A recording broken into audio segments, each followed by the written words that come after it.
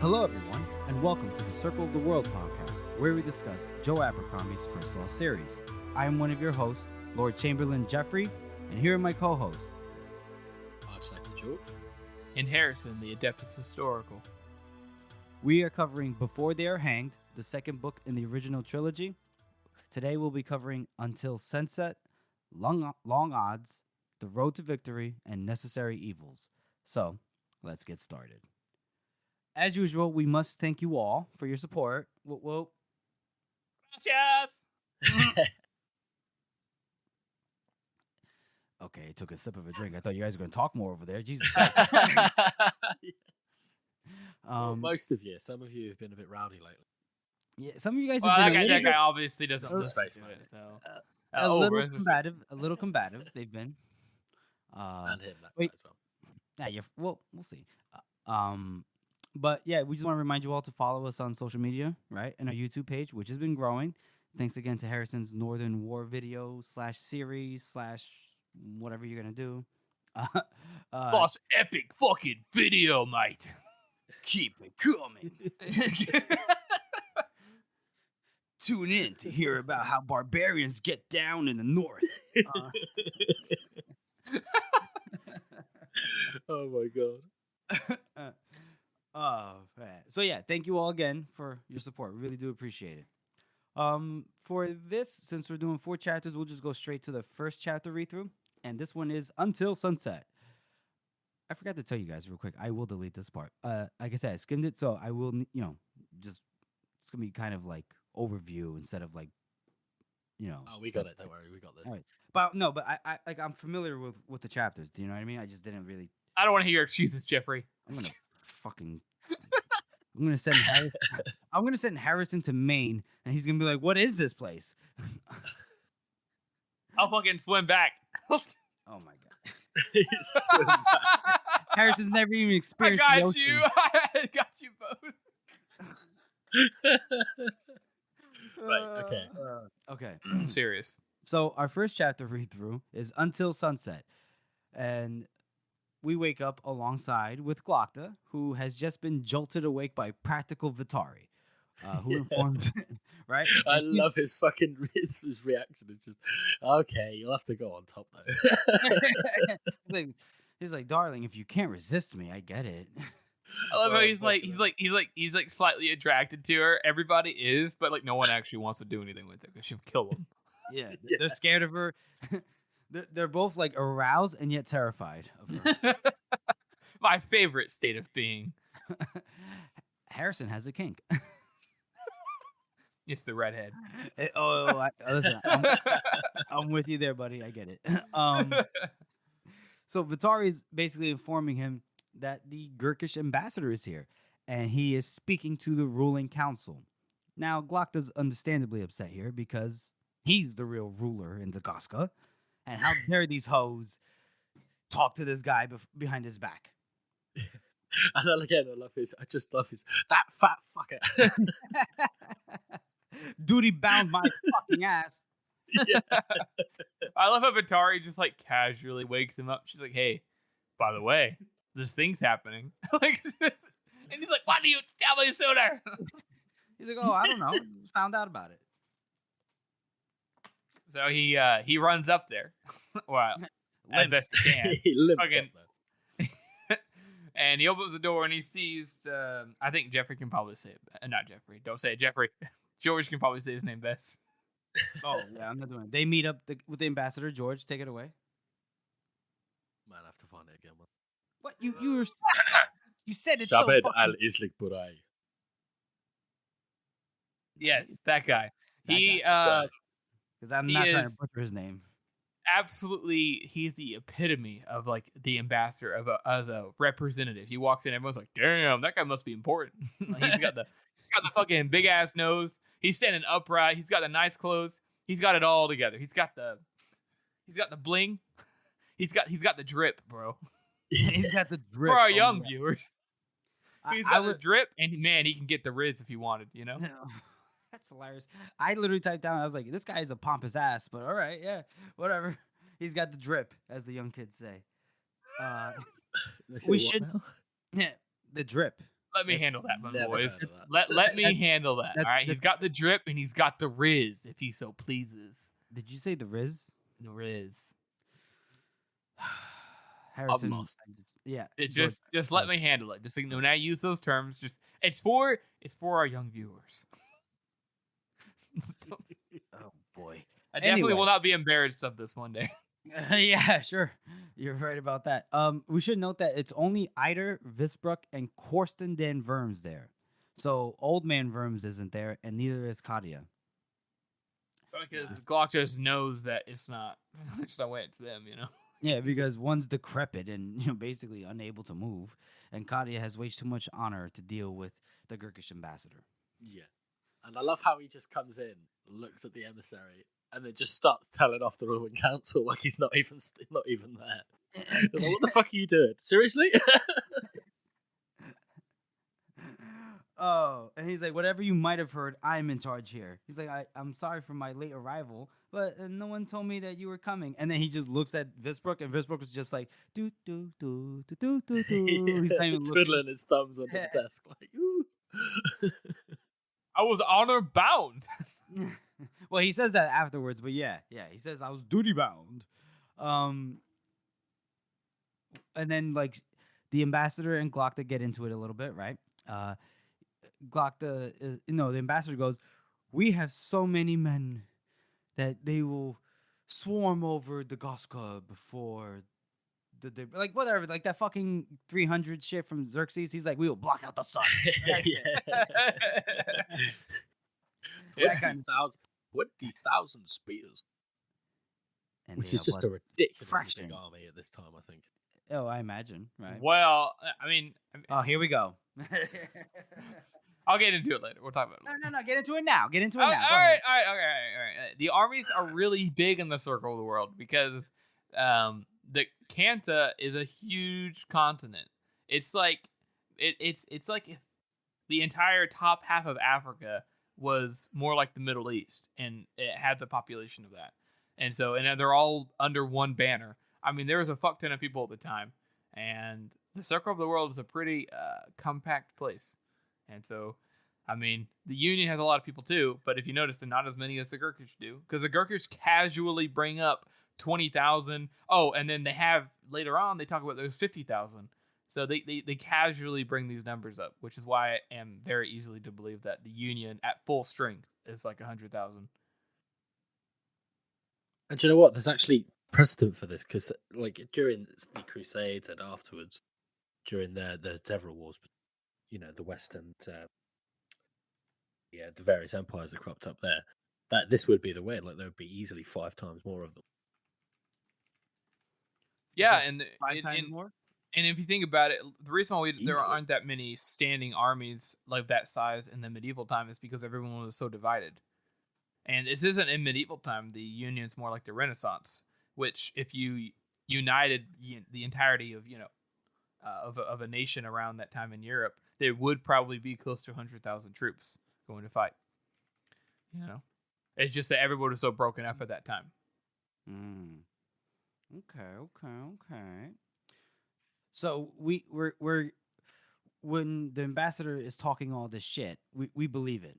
Like he's not just pulling it out of his ass, right? He knows he's won. He's just trying to be like, listen, guys, you're fucked. So He's trying to be generous, but he keeps coming off as what's the word? A dick. So, and Glockta's like, man, we got walls. We got, we beat you guys before. And the classic Glockta's never phased by threats, No, he's not. But he was phased by this because he goes, you remember what we did to Oriok, ha? And then the ambassador's like, yeah, but do you remember a certain bridge with a certain battle with a certain officer? And then Glockta's like, he just peed himself a little bit. He's like, PTSD. And he's like, oh no. I remember the spear entering my back and being surprised. Mm-hmm. So basically, Glockta he doesn't equivocate, but he does say, you know what, Ambassador? I'll think about it and I'll get back to you. Okay? Ambassador's like, cool, homie. And then Ambassador leaves. And then Glockus just rips into the three, Eider, Verms, and Visbrook. He's like, "You motherfuckers." You guys want to jump in on this part? I thought it was pretty cool. Yeah, he just fucking, is like, what the hell's wrong with you guys? And, Ida's like, listen, this is more important than just one order. We all have something to contribute. This is, and everybody in the city could die if we don't, accept, we're fucked. Yeah, Eider takes that position, right? But then Verms is like, bro, we know you're not going to want to listen. Come on, man. Yeah. Visbrook's like, Yeah, I like how he's doing the classic nervous cartoon sort of thing. It's like, he's sweaty. He's not looking at. He's looking at the floor. He's tugging at his collar. He's tugging at his collar.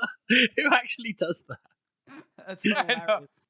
And I like how the writing here, where he's like, it was incumbent upon me as a soldier to admit an unarmed representative of the enemy, in order to hear his terms. Oh.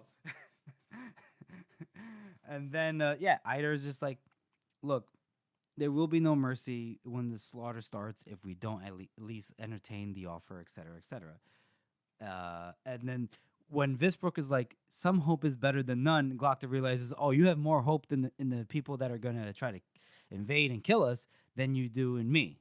And so Glocta's like, all right, well, you know what? I'll consider the offer, right? And then Vitari, as they're walking out, Vitari's like, you'll consider the fucking offer? Oh, yeah. Vitari's got balls here. We have to admit that. Yeah, she just fucking grabs him. Like, what the fuck are you thinking? Yeah. I really like this interaction, though, because this interaction is like, Vitari's like, what are you doing? This is not your place. But Glocta is like, you know what? I know that you write letters to the Archlector, all right? You have your job, and I have mine, and you're still fucking practical. He just tells her off, like, fuck off. I make my own decisions. You are still under me. I don't care what you write to him. Yeah. And then turns around and says, so, Severod, did you get the bastard? Well, hold on. You gotta give her due, though, because he's like, he does all that what you just said, right? He's like, you're get the fuck off me. It's the last time you'll touch that I explain myself to you, et cetera, et cetera. And he's like, get your hand off me. And then she doesn't let go. If anything, I think she grips tighter. And then it's like, uh-oh, she's about to stab this. Even Glocta's like, oh, is she gonna kill me? Is this the day I die by this redheaded bitch? And then finally, and then Severod's like, well, look at these two lovers. Get it, queens? Like that. And then, I forgot about that. Yeah, Severod's like, oh, wow. Yeah. A rose forcing its way through stony ground. Oh, George did the Cockney accent. Love it. Love it. And then Glocta doesn't even pay any mind to that. He just asks Severod, "Did we get him?" And then he's like, "Of course, duh." And then he's like, "Well, Vitari, would you like to see, since you're all up in my ass about this?" And then we find out that George, can you say his name again, please? I keep having to go back to it. I can't remember it. It's right there on the page, man. Get the goddamn paper. Shabed al-Islik Burai. Thank you. He he did not go back to the boat. As soon as he left the chamber, he got yoked up by Frost and Severard. And right now, this man is naked and tied to a chair. And we all know where this is gonna go, right? We know. Yeah. He doesn't seem to know though. No, because he's still got balls. Glocta's like, isn't this better to speak on level terms? And he's like, how dare you talk to me like this? Like, what? What? I'm going to take that bit out because that was a bit of a racist, little joke right there. Hold on. Burai is not impressed at all at first, right? No, absolutely not. It's just like, come on, get it over with. But he thinks that he's not going to get hurt because he's under a flag of parley, right? Yeah. It's just like, and Glocta's just like, no, that's not how we're playing this one. Yeah, right? He goes, parley? Rules of war? Yeah. The rules of war. Oh, God. And then he presses Burai about, who's the traitor? Because that's his main thing. He wants to know who the fuck is betraying the motherfucking Union, right? And Burai is like, fuck you, bitch, right? He's just talking all the shit. Just like that, yeah. Yeah. Fuck just- you, bitch. Yeah. I pity you, cripple the fool. Or I pity you, whatever. He just goes Mr. T on him. And then, but the problem is, everyone's tough until they get punched in the gut. Yeah. And that goes doubly so when the one doing the punching is Practical Frost. Because that is a big dude, and he just has no empathy or sympathy whatsoever. You see, Practical Frost has been away from his family this whole time. He's been wanting to sew and crochet, and he can't do it in this heat. He can't do it in the heat, right? Because, I mean, if he's sitting there trying to crochet, he's trying to crochet like a blanket or something. What's the point? He's just going to fucking die, from the heat. He can't do it. So he can't do the thing he loves. He's away from the people he loves. His family. He can't sit in his rocking chair with his children, with his baby girl. So he's fucking just takes it out on the old man. He just fucking punches him right in the gut. Well, we don't know he's old. Remember, he's majestic. This guy is majestic. Barai is, so we can't say he's old. At the very, he might be like in his 30s or 40s. All right, that's not old. I'm nearly there, you bastard. So don't say that. And Glock does the usual, like, what does he do? He's usual, like, melodramatic, villainous monologue about like, oh, you get punched. Everyone reacts the same. Yeah, we get it. And then like when he kind of like gets his breath back, he's like, I don't know anything. I'm a traitor. I know. Yeah. He also mentioned like, oh, really? You think you're hot stuff? I know all about torture, all about being in the Emperor's chambers. Because he's like, if you torture me, it's against the rules of war. And he's like, rules of war? He's like, are you serious? He's like, I was tortured and with no rules of war taken into mind. I'll show you some Gurkish rules of war. Yeah, it's not too long after that. It gives him the Reservoir Dogs treatment. Yeah. Ooh, yeah, he does, yeah. You watched it. Excuse me, sorry. Continue, George. No, that was it. So he cuts his fucking ear off. Yeah, he crumbles pretty quick. Yeah, he's just like, oh, I'm sorry. It's that Verms, and Doctor's just like, yeah, that makes sense. Go and get Verms, and then he's like, but it's also, and he's like, no, it's also that hot bitch, the hot bitch. Yeah. Yeah. So now he's not happy, right? Because like, okay, so. After Glock, like real quick, does the monologue. Frost beats the shit out of him some more. Then Servar cuts off his ear, right? And then he's like, I like how in the book it's like, gah, right? Like his reaction to that. Yeah. Just gah, literally G-A-H. And then he's like, you're going to kill me. Like, what are they going to do? They're about to cut off his hands or something? Fingers, yeah. His fingers, right? Oh, we're gonna get to that part. We remember how that went out for how did that go for? Teufel. Teufel. That's what it was. And then he just straight up snitches on the son, and he's like, okay, great, that's it. And like in Glockta's point of view, where like he's like, oh, okay, great, it's Firms. I know what it was. He's a piece of shit anyway. Great. And then he's like, and the Eider, like without Glockta prompting him for like anybody else, right? And that upsets him. He's like, oh, no. She gave me soup. Damn. Gave me soup. It was the one person that he hoped it wasn't. Right. Yeah. Yeah, deep down inside, even though he didn't trust her, he hoped it wasn't her, right? Yeah. And he was like, I think he was actually sort of like, he kind of fell for her manipulations, the soup for one thing, and then like the jewelry, and she did seem quite desperate. In that chapter, like, oh god, well, I'll give you everything I have, like all of my jewels and stuff like that. Mm-hmm. Well, to him, it's just like, oh, it's like the last person that he thought might be good. Yeah. He's just, it's the potato. Yeah. But she also is like, very. Not a lot of people are very understanding, and not a lot of people are like ignore the fact of the way he looks and the way he acts, and she did both, and it's hard for him to. He gets over it pretty quick because it's fucking Glockta. But he's also like, damn. I think he's more like he knew it could have been her the whole time, like you said, guys. But he also was like, just depressed that it ended up being her because he's like, damn, I thought maybe she, maybe I could have gotten laid, That's not where you thought you were going with that. Yeah, I did not think. He thought that he was like somebody who's actually taking the time to care about me. That turns out she was just manipulating me the whole time. Damn. Well, Yeah. hold on. I think we need to. I have a twofold response. First, I think we need to think. I feel like Glockta, because of all his, I don't want to say deformities, but just because of what happened to him when he was in Gurkle, right? That physically he's not up to certain tasks. Let's just say, in a romantic sense. So I was thinking when Eider is being so empathetic to his position, to his past, his situation, it's not so much as for him a physical connection. I just think he connected with her on a very deep rooted human to human level. Yeah. Exactly. Right. Exactly I was just being Right. out No, there. hold on. I got this. I got you, Harrison. Because that's one thing. So that really hurt him, right?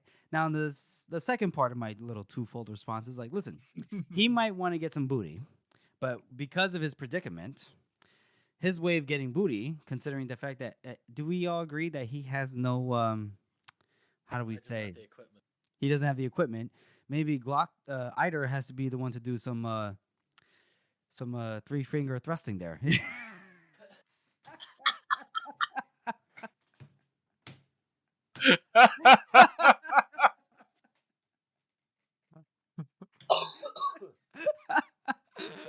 And you thought this was gonna be a quick episode. Oh, silly me. Oh, shit. And on that, we end the chapter with Glockta being despondent and telling Frost, you know what to do. Gentlemen, how would you rate that chapter? I think I'm going to give this one a 6. Oh, damn. And it's not as good as you guys might expect it, because I feel like at this point in the book, in the trilogy even, Joe is learning how to pace properly. So he knows that he can do this half of a chapter, and then he can do the immediate follow up to this later, which is what we're going to be covering later in the episode. Okay. So it's like the setup to a joke, and later we get the punchline. Oh. So I like it. I like the setup here that he's going for.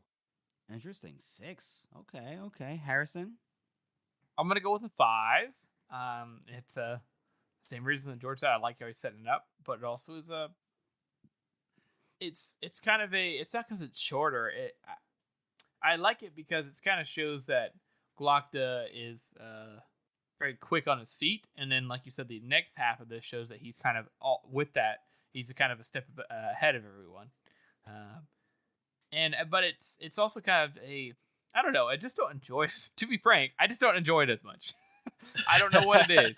I feel like it's a really good event chapter, but I don't know what it is. I'm always like, oh yeah, this chapter, maybe because it is set up. Instead of it being slow build up setup, it's direct setup, and for some reason that does not excite me as much. So let me have my feelings. I mean, you can have your feelings because I'm going for the sequential rating. I'm giving it a 4 out of 9. No, oh fucking hell! I thought Why? it'd be the lowest. Why? It's sorry to say, it's mad short. It's very short, and there's a lot. Jeffrey doesn't like short chapters. I want long, meaty chapters. That's what I like. Do you know what it is? I think and that's a personal preference. Now, again, the chapter itself in the 2-3 pages or 4 or whatever, how long it is, it's good, well written, and it's concise. Gets to the point, and a lot happens within 5-10 minutes of reading. But I mean, just not a lot really happened. Just a lot happened within the context of 6 pages. Do you know what I mean? So, yeah, I'm just gonna give it a 4 out of 9 because, it's America, man. It's what I do. What? Why are you throwing me under the bus too? I'm just kidding. Anyway, so that's our chapter. And I'll pause right here because I need to move my headset because I gotta take off my shirt. It's getting hot in this goddamn room. Hold on for a second. Getting hot in here. Take off all your clothes. It's too hot. I fucking hate take that my song. clothes off. Did I hear correctly when I took off the headset? Were you doing the Nelly song? Yeah. He was just singing it for my benefit. Oh, did you know Chance the Rapper did Chance the Rapper did a cover on it, and it's kind of like a old school 50s cover. I'll send it to you guys. I like covers. Yeah, covers are good. All right, hold on. All right, now and we'll move on to our characters. No, not our. Sorry. And now our next segment, which is best meme of the week. Take it away, George. Okay, yeah, we got user on Reddit, Mithrande Lily again. I mean, I think among actually Getting up to the greats now, you know. Yeah, you're getting up to the greats, aren't you? Fuck me. You're Camo almost on the same Boys, level as Tam Al Ball. Man, fucking.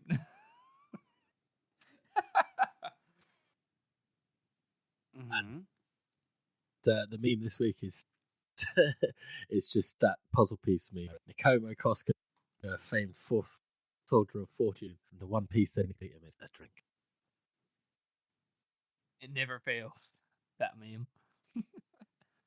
It never fails. Is that a drink? Is that a And I will say, honorable mention to before the hang chapter that George did, because that one did it very well. Self-aggrandizing as it did. But anyway, I was going to say I was going to hope that was going to get to the top of the week. It was only one day ago, and already has 80 votes. Okay. Yeah.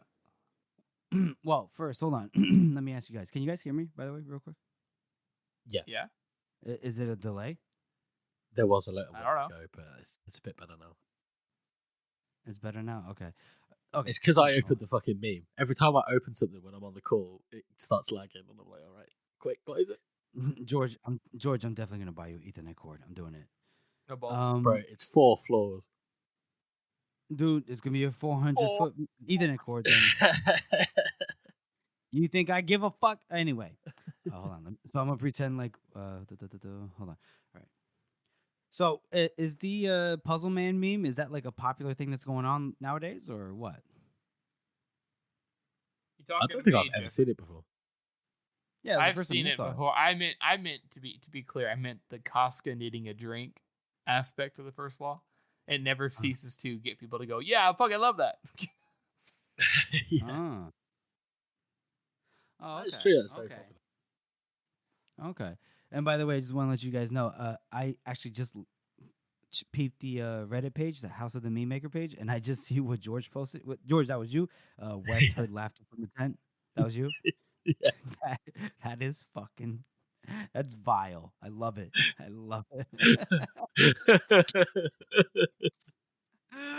Oh, unrequited love. Our heart breaks. Oh, our heart. Oh man, I love it. Fucking love it. Awesome. Amazing. So, and Harrison again with the fuck. You gotta stop doing this shit, Harrison. Harrison, I love the Mr. Incredible meme. I don't know why. No, but where he came from. Where the fuck did the Mr. Incredible meme come from? Hey, somebody took. I reckon took him it's Disney's ghost marketing team. It probably is. More than likely.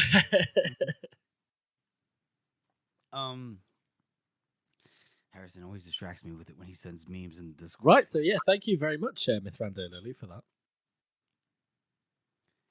Mm-hmm. Thank you very much. To you, Jeffrey. Can you guys hear me? Yeah, I can hear you fine, Jeff. You can hear me fine? Yeah, I can hear you. Okay, just making sure because I feel like I was kind of talking over. All right. No, I was being a tick. I was. Oh, okay, gotcha. Just want to make sure. He wasn't being a dick. He was trying to move us I along. was just wrapping up. No, I appreciate it. It was just I couldn't tell. Okay. So we'll move on to our second chapter read through, which this one is long odds. This thing is like what, a page and a half, if that. It's 2.5 pages. Short. It's actually 3 pages total. Mm-hmm. So basically, we're looking at this from Pharaoh's perspective, her point of view, and they have, her and the gang have taking a position on a hilltop. And the hilltop is littered with like these stones, these weathered stones that like I I don't want to say it's like Stonehenge or anything like that, but Yeah, it's what would very similar to a certain other hill Yeah, with set another with stone circle. stones on them. Yeah, which Hey, is a hey, very nice little later detail. on. This is not a spoiler. This is not a spoiler. There is a distinct regional there's a distinct place in the north that also is similar to this, but either it's been kept up better or just due to the weather and how things work there. It's a slightly taller hill, but with still stones on them, and they're both have been stated to be very, very old, like older than the old empire, like probably before the old time, whenever devils roamed the earth. Both of them are like that, which is just an interesting little bit of lost, forgotten civilization lore that I fucking love. It's so cool. Yeah. It's like whenever you see an ancient something ancient in our real life, and you're like, are they connected? Are they aliens? Yeah, they're all aliens, I guess. So this part right here is where basically they realize that they're gonna have to make their stand, right? Yeah, pretty much. Yeah. Like Pharaoh's frowning as usual. She's looking out. All right. I feel like there's a bit of a lag. I can't tell. So I'll do a roll call real quick. Roll call. Roll call. George, Okay, so I guess we're okay. I don't All know. right, just want to double check. I think Right. you're just being crazy. No, it's Jeff. because I think it's because we normally do that anyway. We normally wait a second between answering just to see if the other person is going to answer. Okay. All right. Yeah, that's true. That's true. All right. So, hold on. So the gang, chill, they're. I'm joking. All right. You? All right. I'm So the editing this gang- week, so I've got to cut all this shit out. Fuck. That's all on you. Yeah, you're editing this shit. You're fucking editing. I'm fucking taking this over. I'm taking it over. So Harrison, go. shut up, Jeffrey. So What? I will fucking mute you right now. Logan and Pharaoh are chilling out. And it's from Pharaoh's point of view here. And Pharaoh is, looking on like the wind. Fuck this wind. She's looking out across the field, and she's like, oh, they're getting close. And Logan's like, how close are they coming? And she's like, yeah, they'll probably be here tonight or at dawn. And so they decide together they're going to prepare the ground. And Pharaoh right here seems to be much more conversational than she normally is. She's like, okay, that's how we're going to do this. And it's presumably because it involves killing and surviving. And so they're both like, well, we're in this together, which is nice to see. But we'd skip a little bit of time, not too far, but Pharaoh's been talks about how she dug graves for all of her previous companions, lovers, whatever you can call a friend. She's always dug a grave for them. That's just how it is. She's mentioned this before. It's in her first chapter in the Blade itself. It's something that she actually maintains as a tradition that she does. She always digs graves for her comrades. So she figures is like, oh, you dig well. And she's like, yeah, I guess so. Lots of practice. Lots of practice. I love how Joe's characters do this as well. Like how he they go into these long inner monologues when they're doing something boring. Yeah, we all do that. I do that for sure. Themselves. And it's just like, you could probably picture this just like, the sound somebody digging and then just like thinking about this all the time. It's just incredible. Yeah. I mean, it's very realistic too. I think most people probably think of this kind of stuff whenever they're, bored. They're doing something menial or a task that has to be repeated over and over again. But they're doing this for a reason, right? She's digging. She's digging to prepare the ground for the opponents, which we'll find out later what they're actually digging. But yep, exactly. But basically, they talk about how there's 13 of them, 13 people coming after. That's what she can see. And Logan's like, man, well, it's like and she's like, well, what is it, like a it'll be 4v 13 if the navigator comes, and he's like, nah. He's like, no, navigator's probably not going to show up. And she's like, well, what about quiet? He's like, no. What about Chazal? Well, I doubt he's ever actually swung a blade in battle. She's like, okay, so it's 2v13. He's like, long odds. It's like he goes, it's like very. And then I like this part where he goes, if you had a mind to run, I wouldn't blame you. And it's like, oh, he gets it. And she is like, I'll stick around. It's like, damn, Pharaoh. All right, get it, girl. Let's go. Staying loyal. And then Logan's like, he's not gonna like beat around the bush. He's like, I cannot say that I wouldn't need you. So great. And then she goes, if I die, you bury me, and then it's the other way around, right? And then he goes, what if we both die? She's like, well, I guess the birds are gonna fucking eat us. Yeah. Oh. It's a very touching moment, isn't it? Yeah, it is. Go ahead, George. Go ahead. Between these two fucking hardened killers. And they both just stood there and they both kind of understand each other. And they're just like, yeah, fuck it. Yeah. If it's the end, it's the end. But, could do you fight think- the fuck out of it. That's what you love that shit, George. You're always like tragic. It's tragic. Tragic. Do you think there's any foreshadowing in this chapter, George? Quite possible. Quite possible. Mm. He said he does note the warmth of her hand. Oh, that's true. That's true. Oh, she does. Sorry.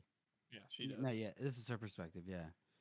And the fact that she's also, warming enough to him now that she considers him a companion along with the others. She lists quite a few different people.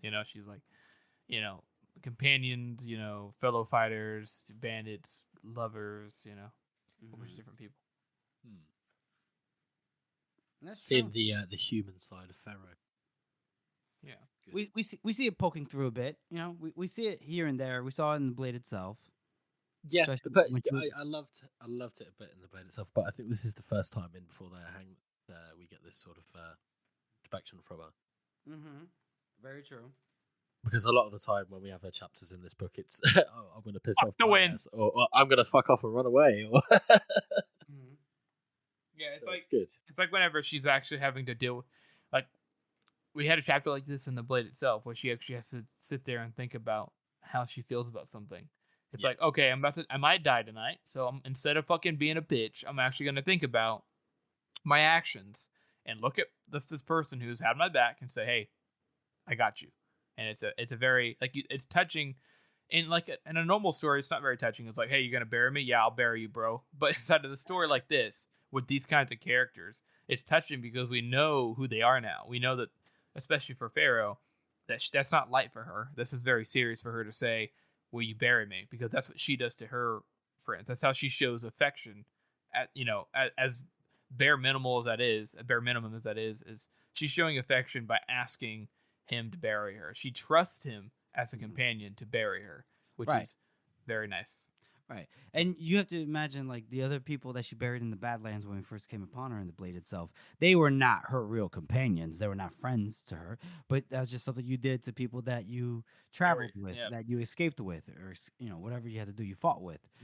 And, she even when Yulwei came upon her, if you remember, she was like, this guy was a rapist. He's a piece of shit. That guy's a thief. He's a piece of shit. But she still buried them because they were with her. They were her group. And here she's even going, I guess you could say, above and beyond, because I do not see Pharaoh asking a person like that, rapist or, whatever those scumbags were, hey, can you bury me? She's probably just expecting that they're not going to do anything like that. So that means there's an implicit trust that's being developed there with her and Logan. 100%. That's just my point. That's just my 2 cents. No, it's good. It's good. interesting. I like it. It's interesting. Thank you. Well, that was the end of the chapter when they said, the birds can eat us after all. What's the difference? And then there's just not much. There's no difference. So, gentlemen, what do you guys rate that chapter? Harrison? I reckon I give it a nice 6 out of 9 because it is a very good Pharaoh chapter. I think it's much, and also like the little subtlety of the standing stones. And right now it doesn't mean much, but knowing what goes on later on the series, we're like, oh, that's kind of cool. I like that little Easter egg, and I like the fact that this might be just one of her better chapters where she's not just saying fuck everything. She's like thinking, about herself and about the situation. And I feel like a lot of these preparation chapters for like an event, sometimes they're like, as we'll see in this next chapter, they're just like this. Okay, have a little bit of heart, but this one, I think it's so cool that Joe was able to pull so much, like you said, like feeling out of this very short chapter from in the way that they are. And so I feel like it is a short chapter, yes, but like their interaction is sweet whenever it really out of context it isn't at all. And I really like that he's built up. It's like Joe has a tendency to build up to something, but what he's actually building up for is the emotional situation that's going on rather than the actual event that's happening. And I really think that's unique. Okay. I'm going to agree with Harrison. I'm going to give it a 6 as well. I do like the shorter chapters, to be honest. I like, especially this one, which is split up. You wouldn't think you'd have to split up a 3-page chapter, but it works. It's 3 parts, each probably a page or less. It definitely does not waste any time. It uses it effectively. Very and I think that's what's really, really interesting about Joey as well. He's got this really good economy of words. He can put a lot of meaning, and it's not just emotional meaning, but it's a lot of like literal meaning to a very few words. And it's just so good. It's so interesting to read. Yeah. What about you, Jeff? Well, I'm struggling a bit. I'll be honest, because obviously it's a very short chapter. He's like sitting here in arguments for it. He's like, I'm listening to what you're saying, but fuck you. No.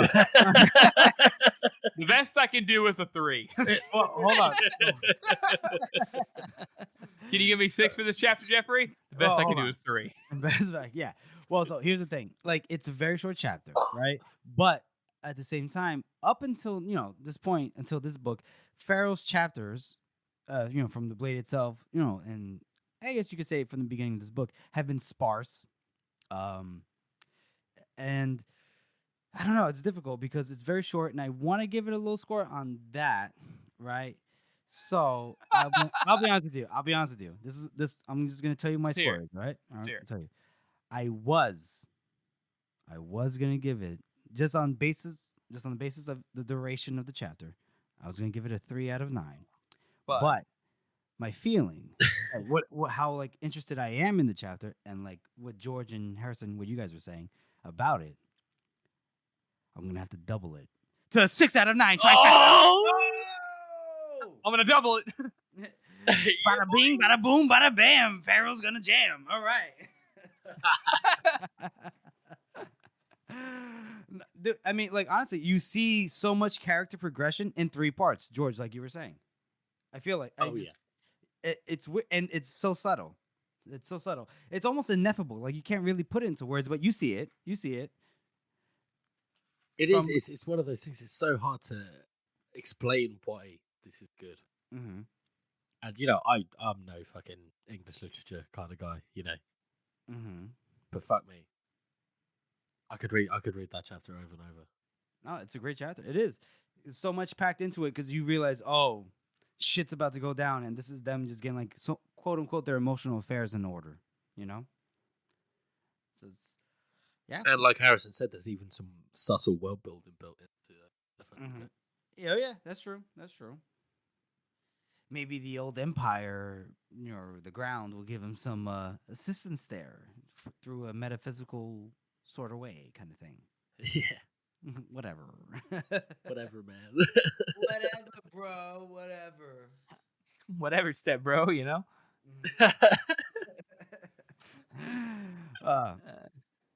So, moving on, we have our character spot, and it is the Gurkish dude. George, you wanna take over his name? Shabed al Islik Barai. Thank you.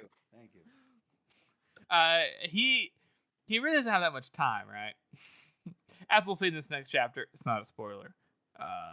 He doesn't make it very far.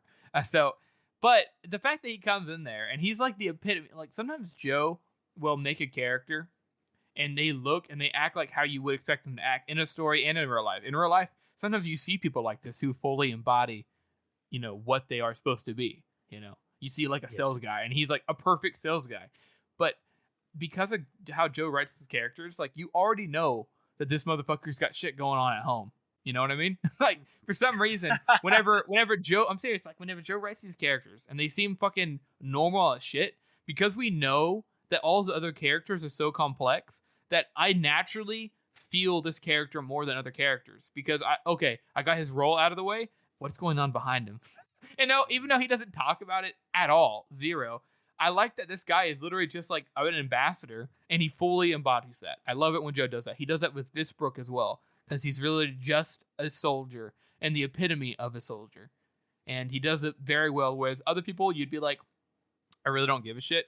And yeah, sure, you won't really remember this guy, but for some reason, the fact that he gets fucking tortured when he's just trying to do his job is kind of sad. He's just trying to go in there and be like, hey, he would have he did everything he was supposed to do.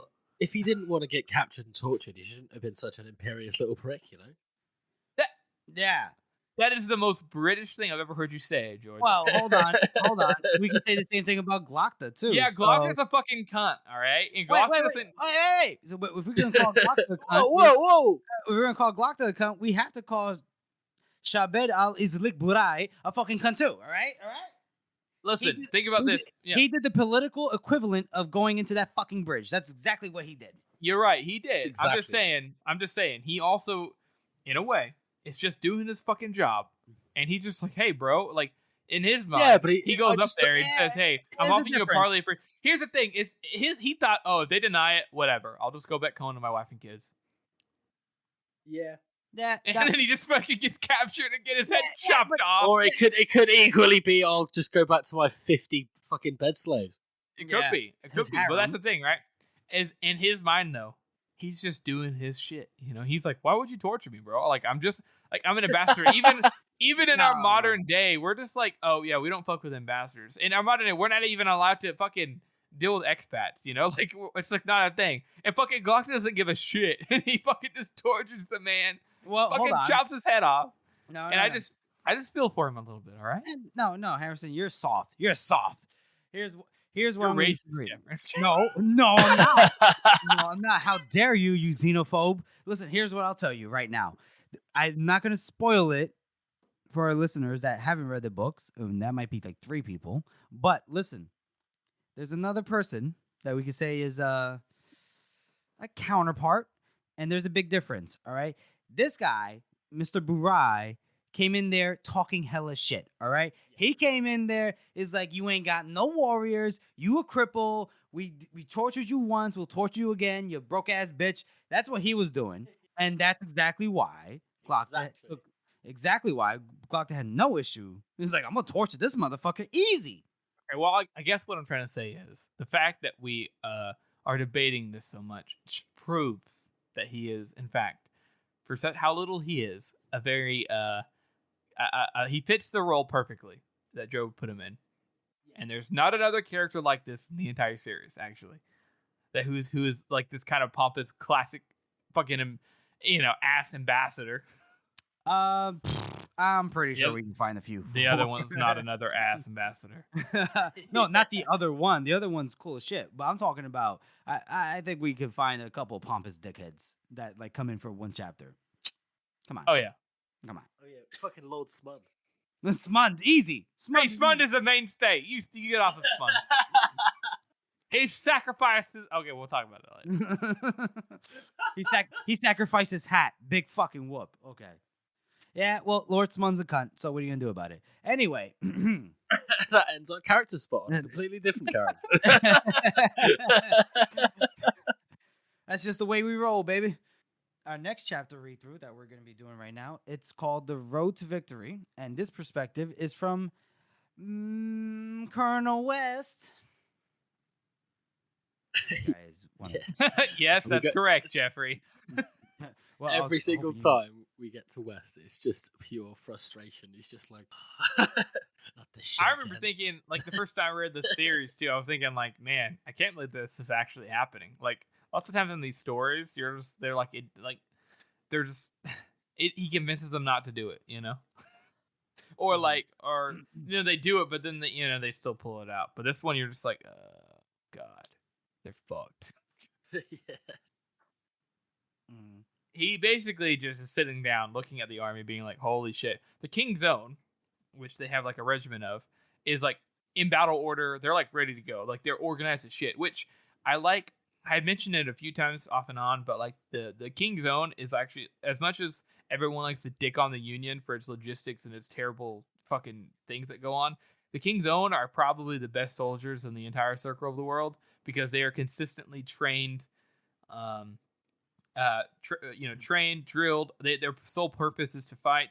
They have They're the best ascending equipment. They have the best, they have the best everything. They have the best everything in the entire circle of the world. So it's not dick on the King's Own, but everybody else, the levies, absolutely fucked.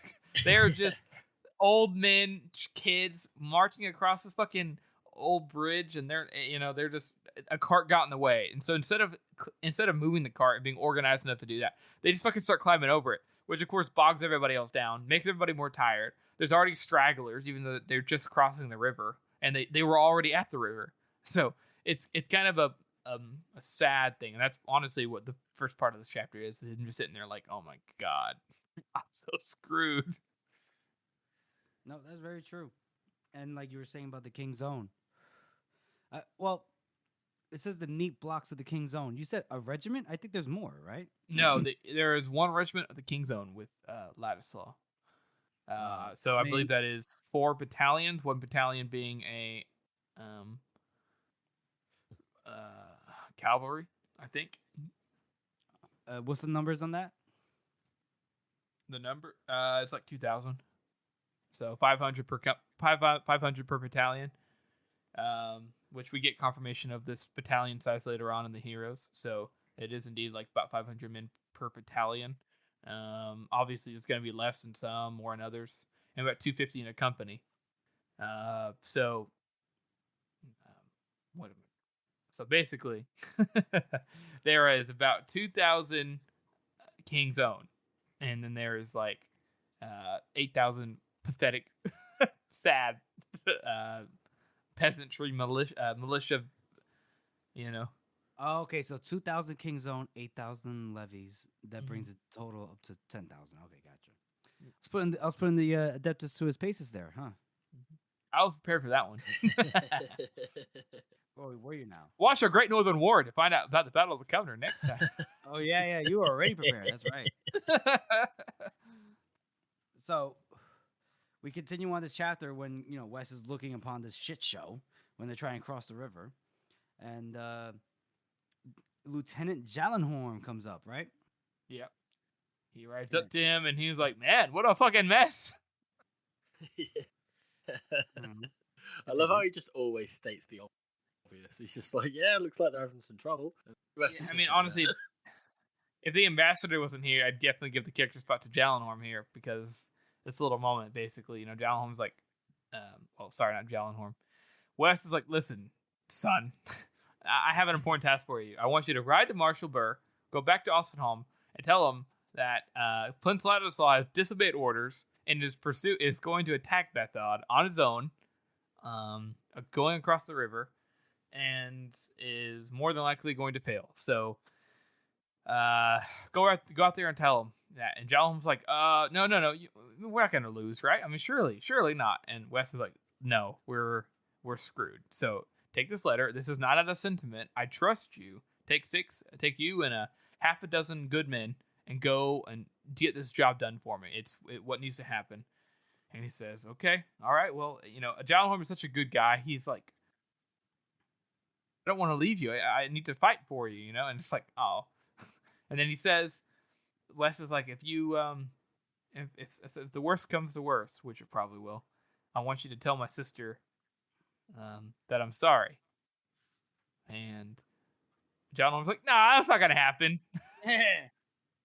Yeah, What'd you it say? is sad. That's the one word he can come up with. Like he's like, yeah, he was always sorry, and that's the only thing that. Yeah, and it's a commonality from this point on from when Wes, isn't it? Yeah, but at the same time, you can't trust. He's not gonna be able to tell Gyllenhaal a whole dissertation on like why he fucked up, how he fucked up, and how he'll get better. All Gyllenhaal really could tell Artie, if that was the case, is Wes told me to tell you that he's sorry. Which is also a very, see, in my mind, a lot of people will, they think, well, I'm trying to kind of deep here, boys. Go for it. There's a lot of people out there, unfortunately, who will basically say, oh, I'll sacrifice anything for you. Oh, I'll do anything for you. And what they really mean is, oh, I'll die for you. But like, they don't actually, that's like the extent of it, right? Is that they say, I'll die for you, but they don't actually there for you. They just like, they just have the idea, or they know how they're supposed to love you. Like, oh, I'll sacrifice anything for you, particularly parents. But really, how much are they actually sacrificing every day? And so when it comes to a cop out, I'm not saying Wes is trying to cop out. He's being genuine. I know he is. But at the same time, like you said, George, it's like, oh, if I die, it'll mean my death is worth more. But it's not. You dying and you living, doesn't. If you die, and you said sorry, it doesn't mean actually something more or not. I don't think it does, because it's for that same reason. It's like, it doesn't matter if your life is given for somebody in your own head. It only matters if the other person actually, if it matters, because it's not about you, it's about the victim. And so, yes, he said sorry. Yes, he means it. But like you said, George, it's like he thinks his death will make a difference at this point. He still kind of has this idea in his head, I think, that this death, if he dies, then it'll be okay, because at least he said he was sorry. But it's not about him. And I don't think he's realized that yet. And it's irritating, but also hopeful in that moment. Yeah, exactly. It's, again, very, very, very, very short chapter that has a lot of meaning crammed into it. Mm-hmm. Jeffrey? I think I see what you're saying, Harrison. I would say, though, maybe Wes here, I'm just trying to take like the devil's advocate point of view here. Yeah. As he knows that because he's tasked with being the guidance counselor for Prince Ladislaw, that it's probably not going to go well, and he knows that it's probably not going to end well for him, obviously, if that's the case. So he'll never get the chance to make things right in his way. Right. And there's only to a certain extent you can make things right with what he did. Yeah. Forgiveness sometimes is just really a matter of people just having short-term memories, and Yeah. so No, I like, know what you're saying. yeah, and like Wes, like he might be like literally asking for forgiveness. Is like seeing past the worst nature of his worst natures. If Gyllenhaal is able to speak to Artie and everything. Yeah. But I think he's not trying to just just say, hey, I would do this for you, I would sacrifice. He knows what he did wrong, and the most succinct way he can put it is, I'm sorry. He doesn't have the you could say the emotional intelligence to really dictate what he feels, especially when he's entrusting a message to the carrier. You know what I mean? Yeah. And No, he and doesn't, you're right. You're right. yeah, Jeffrey. and he doesn't have the time to write a letter because Yeah. he had to focus on a letter to focus on the task at hand, which is hey, Ladislaw completely disregarded what you said, what I said, what the Northman said. And by no means am I saying that West is being malicious in the fact that he might be kind of a little selfish still here. Right. No. I just mean, like, passively, he's been in such a habit of thinking of, how do I feel about this, that I think at this point, not later on, because later on it's a different thing. There's a different moment later on in the series where he says something similar, but it doesn't feel the same, and we'll get there. Right. And I think you're right. In his mind, that's what he's doing. But I feel like at this point, with how he is also coming from kind of still a selfish standpoint. Like, he's still growing. He's still learning how about himself, because he hasn't. He's had to confront himself a little bit after he, fucking was abusive, and now he's having to think about it more. And I don't think he's fully realized how to make it actually better. No, And so I think you're right, but I don't think he fully realizes what it actually means to be sorry. If that makes right. sense. And that's my point. It's like he doesn't have the emotional intelligence to really process everything, and Yeah. he definitely does not have the wherewithal to put that in a letter or in a very short message that he has to give to Jallenhorn. That's, I guess, what I'm trying to say. Yeah. So I'm going to give this chapter, despite everything we said and how much is in there, I'm still going to give this chapter probably a 3 out. Probably 3 out of 9. 3 out of 9. And the reason why is because unlike the other ones where this is for West, it's a interesting moment for his character in a couple different ways. But at the same time, it's a very stereotypical, like, oh, I'm gonna die, say sorry for my family. Okay, goodbye. And there's no extra little lore area. There's no like this kind of with Pharaoh in the previous chapter. It's like, oh, I didn't expect her to say that. Like that's interesting. That it's more complex. This one, it's a bit more stereotypical, and yes, there's a lot of meaning behind it for West's character, but that's all there is in this chapter. That's all it's really for. We already knew that they were gonna be fucked. So he sends Jallenhorn off. Jallenhorn is not with the army. So it's a pretty light chapter, though. I mean, overall. I'm gonna give it a 5 out of 9, to be honest with you, just because like I understand the everything that Wes is feeling and wants to convey to Artie, and just like his predicament right now with Ladislaw. It's the writing is saddled with it. Like it's not explicit, it's implicit, and I feel it, and I don't know. I mean, Wes is not a good guy. I mean, he's not a bad guy, but he's not a bad guy. Do you know what I mean? he is. He's he's not as bad as some of the other people. Yeah, that was a Wreck-It Ralph reference, by the way. Yeah, I was gonna say, is that a fucking Wreck-It Ralph meme? Yeah. You are bad guy, but you are not bad guy.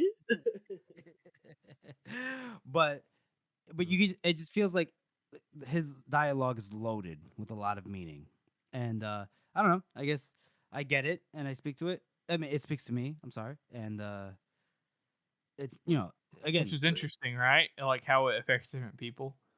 Yeah, because I guess I've been on the receiving end of somebody being like kind of empty sorries and promises, and not saying that you have given empty sorries and promises, but I guess I'm more sensitive to it, Okay. And so it makes me a bit more unforgiving of West, especially after his abusive behavior. Even though I know that he gets better, I'm definitely not saying like, oh, there's no hope for him. But I do think it's interesting, the differences. But I've talked enough. George, your thoughts? I'm going to go exactly halfway for because I like West Chap. Again, I still... And this just shows like just how hopeless the situation is. West is just kind of pulling through, George, George, you're cutting out a lot. Hold on. Can you repeat? Yeah. At least for me. Can you just repeat? I like West chapters a lot. Yeah, I like West's chapters a lot, and I also like these short chapters. But like I said, this really just shows how hopeless the Union situation is, and it's just a really good. Again, like all of these, the last 3 chapters are all set up for an event that's going to happen, and I love the fact that these are all happening concurrently. Yeah, nice. I do. It's a really good. There's all these little setups before the really big moment. In the next episode, we're going to be covering quite a few bigger, more action-packed moments.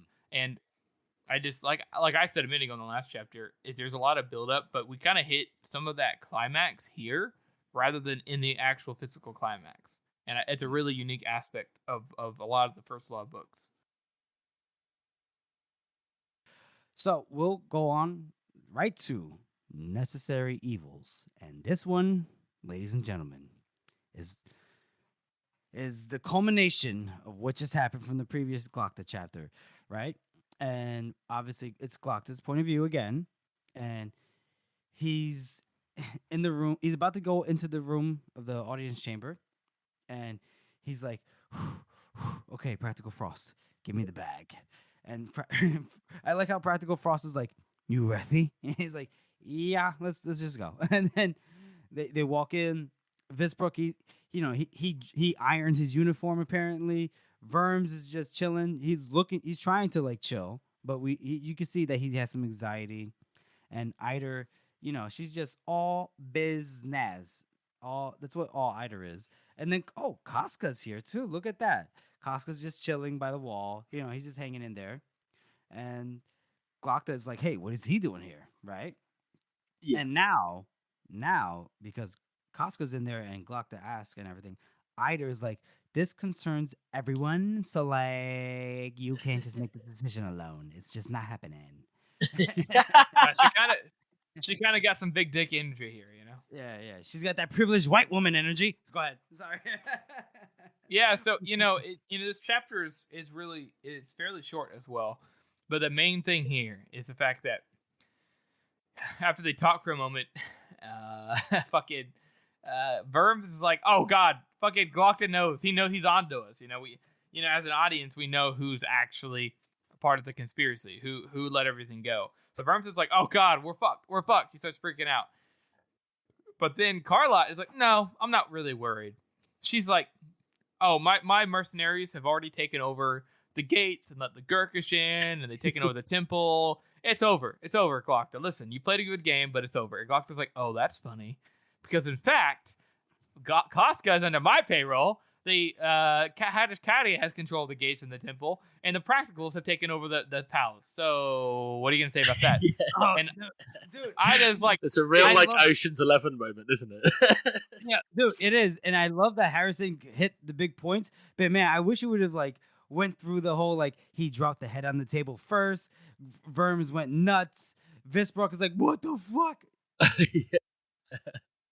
because Glocta's epic move here is not only the fact that he's actually been ahead of Ida, is the fact that he also basically makes it clear that there is absolutely no hope. He had to kill the ambassador to show not just to them that he was in charge, but to show the Gurkish, like, look, we're not surrendering. Now there's no way for Ida and Verms to negotiate because they killed their ambassador. So there's no way, they're fucked either way. Exactly, he's put them beyond the point of no return. Yeah, which is genius. It's like a culmination of Glocta's genius. I mean, I'm pretty sure there's a bit in Sun Tzu that says, if you don't give your soldiers a chance to escape, they'll fight to the death. Yeah. If they're surrounded, they'll fight to the death. And then, what my favorite part is like, Verms is freaking out right when he realizes that Glocta knows, and he's like, he knows. And then Eider is like, yeah, clearly he knows. And then he's like, well, then do something. And then she's like, of course, yeah. I've already done something. Yeah, Casca's already has sees the walls, the channel, all that stuff. So I can hear them just outside. I'm sorry, Glocta. Really, I am. But just like this is just how it's gonna be. And then Glocta's like, Glocta just goes, pulls out his Uno reverse card. Yeah, he was like, "What? Draw 4, bitch." And he looks at Casca, and then he's like, yeah, no, you thought, bitch, but it's actually Kadia, and Casca's in my possession and everything." And then here, because fucking Casca does the ridiculous salute. He's like, "At their posts on the walls, superior has ordered," and everything. Now Eider is just like, yeah. And so, Eider thought she had it in the bag, and turns out she did not. Because Glocta obviously took steps to pay Casca, double? He says it costs double to betray his employers, right? That's what Casca said once? So. Yeah, something like that. Yeah, something like that. So, he gives the gates to Cardia, and he's just like, I'll open the gates when God himself commands it. Do you have divine visitation planned? Oh, no? Shit. Cardia being badass over here. And yeah, Worms gets cracked in the face by who else but other than Practical Frost, and they just carry him away, and they take away Eider, and Visbrook is just like, sir, Yeah. Clearly, I'm here for yeah, I you. was I'm here wrong. for you. Yeah, yeah. I am a simple soldier. I will obey any order. So just let me know what you would like me to do if that was the case. And I also like, as a final note, that Costco's just like, yeah, he's just so chill the whole time. He's like, yeah, no, the Inquisitor's in charge, whatever. He's like, let's chill. Superior. Yeah, superior. Superior's in charge. Yeah, yeah. He's like, oh, you want to put heads on spikes? Yeah, that never goes out of fashion. No problem, man. Yeah. Yeah, it's great. It's great. So I love it. I love it. So how would you guys rate that chapter then? Because obviously the chapter ends with them, shuffling Verms and Eider out of the room. Vitari being impressed with Glocta's, little whoopsie daisy there, and and then they're about to get ready to to fend off the Gurkers. So how would you guys rate that chapter? I'm gonna give this one an 8. Ooh. Absolutely. I love the whole. We kind of get hints because we know he's got the money, and nobody else knows that he has the money. But we get these hints of what he's doing and how he's working. Because I'm pretty sure there's a point where he asks somebody to go and get Costco for him, and then they have a conversation like off screen, obviously at some point. Yeah, all right. But I like the way that we're kind of deceived and we're kind of led to believe that he doesn't have a plan. And he's just kind of walking into this like, here's a head. Fuck you. Yeah. But, no, I love it. That's a good point there too, especially with the setup, because he kind of reacted so, he was blind walking into it as a setup, like they were talking to the ambassador already, and so it kind of gives you the impression like, oh, Glock's not prepared for this, like he wasn't prepared last time. And I like that setup. The only difference in this is like one of the few times that I would, and I could be completely wrong. You guys tell me if I'm wrong, but I think it would have made a more impactful moment if it cut off where they said who the traitors were. So we don't know who the traitors were in the previous chapter. It feels very cliffhangery for me. I'm not. It is, but I know. I feel like this chapter would have been a little bit better if it was like, oh shit, they're the traitors. Like Glockta figures it out.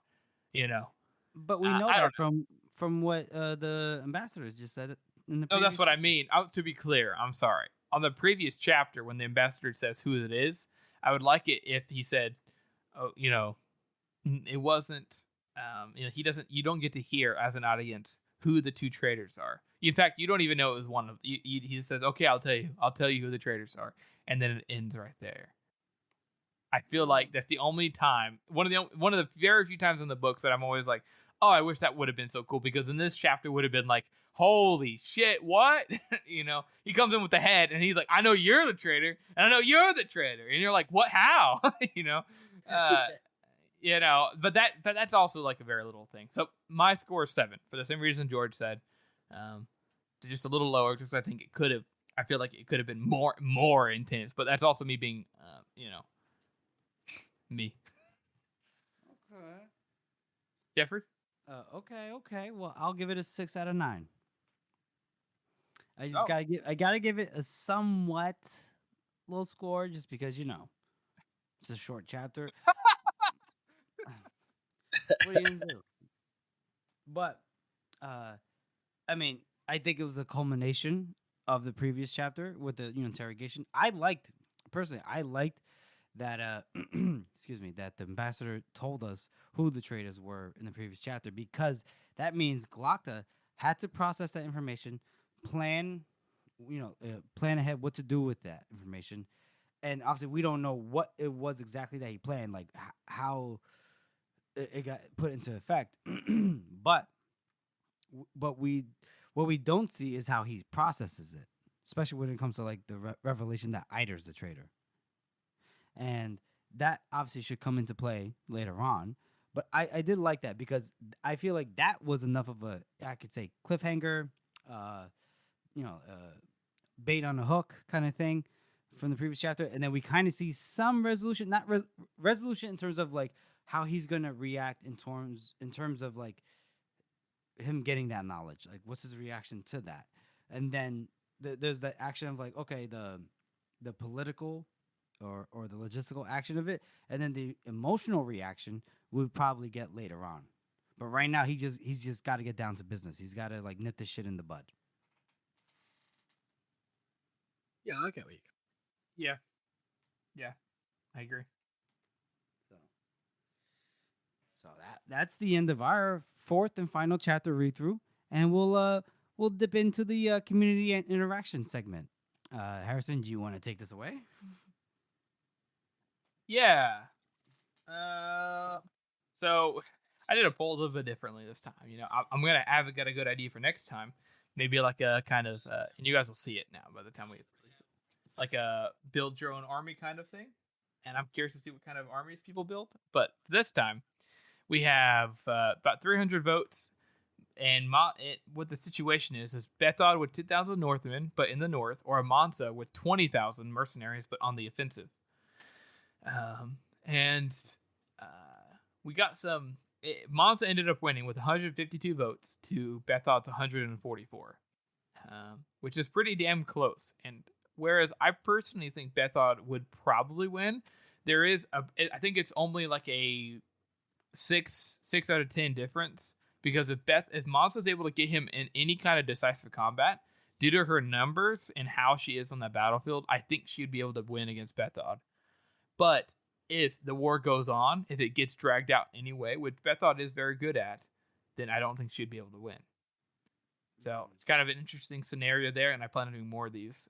I think people liked it for the most part, but the fact that we had some interesting things, most of the comments said I think Bethod would win for XYZ reasons. Some good conversations in the poll. You guys go check it out on Reddit there. But there was one comment. I promised him I'd fucking talk. Let's just preface this. Let's preface with the fact that it was Harrison was behind the wheel on this whole poll, and that means you guys are completely innocent. Yeah, that's all Harrison. That's all Harrison. Yeah, I was completely behind the wheel here, and he says one of these fuckers says, "Does Monza personally have any experience leading men in war?" Just the question alone doesn't make any sense. Did you read the fucking book? She led 1,000 swords. I know. She led 1,000 swords at its peak, having over 10,000 men, and this is what I said, plus Orso's men. It like over a course of I believe it's like 5 years minimum that she led them, and won. She never lost. So yeah, she's got some fucking. And he says, this guy says, nice answer, but it's all hearsay. Ain't seen shit from her. 1,000 swords sounds like a little military band, even though I just said it was 10,000 men. I've seen the book users with more friends than that. The Immortals will at least 10,000 strongs, and they are just as elite as a huge army. It's not hard to be unbeaten if you've never fought no one. Who's she? And he's like, who's she fought? Blah blah blah blah blah. What has she won? They point out, I believe it's like 5 battles that she won completely on her own in Styria before the start of the book happened.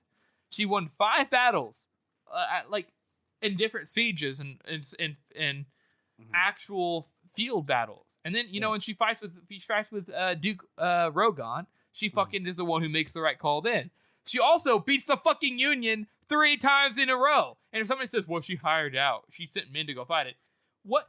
No, she didn't. She fought it. Everyone says, "Oh, she fucking crushed us." We had no chance. Basically, she fucking beat the Union 3 times in a row. An army that is typically unbeatable for the most part, she beats on home turf, sure, multiple times. And I had to give props to our good friend, the Bloody Niner, who came in because I was at work, and this guy is an idiot. Whoa! And they fucking broke everything down for him. I mean, hello, this guy obviously hasn't really read the books or something. I don't know what the deal is, because she's got no real battle prowess. She's known as a snake. She ain't shit but a brother fucker. I'm pretty sure he's just a misogynist.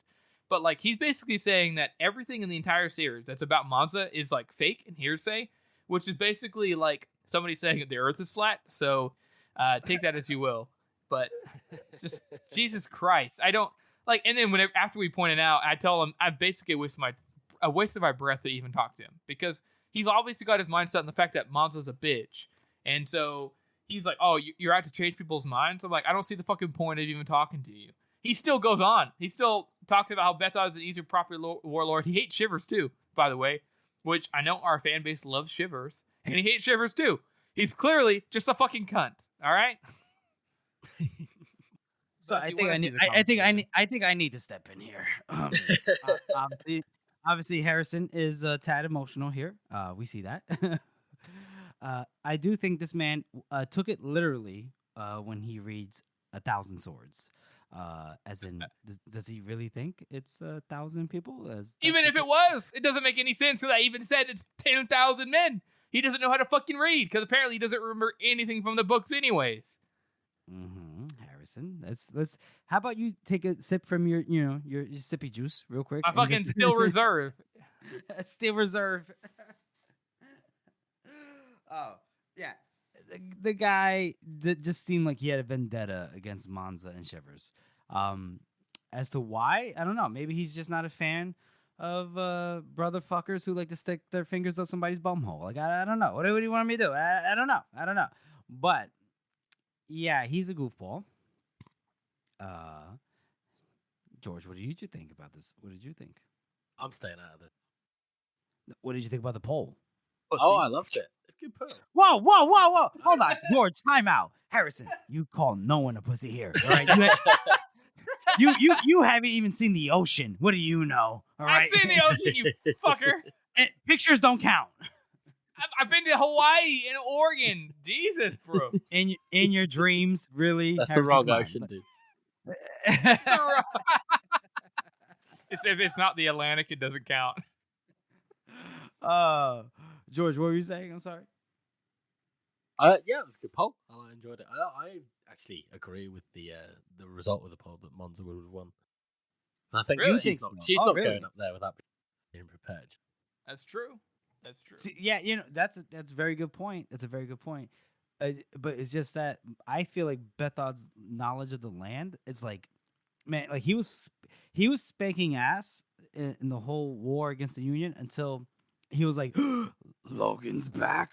Ooh, I gotta get him. Even then though, he had to go after him. Remember, he had to. If he didn't, men would keep leaving him. Yeah, no, right, which is true. But I'm saying like that scenario that whole little microcosm is not happening here, right? But Monza has to travel to the north. She has to fight against Bethod. Bethod has 10,000 men. I feel like he has more though. Is that correct normally or no? You're just putting you're just 10,000. Okay. I'm just putting a hard number on there. You're just putting a hard number. Okay, got it. So, and like we're talking Styrians or are we talking mercenaries again? I kind of glanced at the poll. Mercenaries. That's a big thing right there. Yeah, that's the thing. With mercenaries, I honestly think it's a definite Bethod. Now, if we're talking, she gathered all the Styrian soldiers, from Austria. The thing though, right? She was able to keep those mercenaries in line, and she won multiple battles with them. They even say that they won battles that they were proud of with her. Mm-hmm. Yeah, I know, but I'm saying like my opinion, I think Bethod will win. Now, I think if it's the Styrian soldiers, I just think it's a lot closer. That's all I'm saying. Yeah. But anyways, it was a good poll for the most part, other than that one guy. But what are you gonna do? What are you gonna do? That's a show, everyone. We want to thank you all for listening and supporting this podcast. As you all know, this is a passion project for the three of us, and your support really does mean a lot to us. Join us next time as we cover Among the Stones, The Fruits of Boldness, One for Dinner, and One of Them. And make sure you follow us on social media. We're on Reddit, we're on Twitter. We haven't been doing a lot lately, but we're going to pick up soon. So forgive us.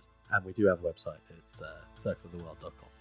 And if you haven't already, please subscribe to this podcast on Apple Podcasts, Spotify, Google Podcasts, or any podcast app that you use to get your podcast from. And please make sure to rate and review this podcast as it helps spread our reach. Thank you all again for listening. Heads on spikes, eh? Never goes out of fashion.